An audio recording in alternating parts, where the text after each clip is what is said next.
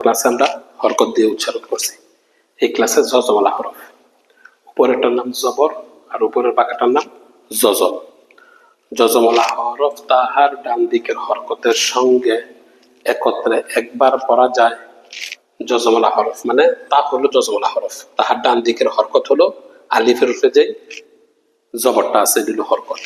তো জজমলা হরফ তাহার ডান দিকের হরকতের সঙ্গে একত্রে একবার পড়া যায়। তাহলে কি হবে?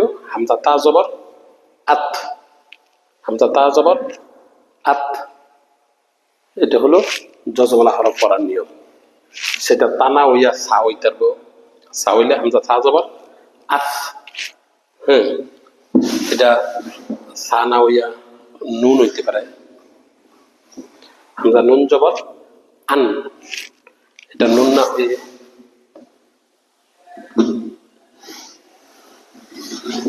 দোয়াত হইতে পারে, হামজা দোয়াত জবর আদ আদ। এরকম হবে। জজমলা হরফ তাহার ডান দিকের হরকতের সঙ্গে একত্রে একবার পড়া যায়। হামজা দোয়াত জবর আদ আদ, বা এনে যদি দোয়াত না হইয়া মিম হয়,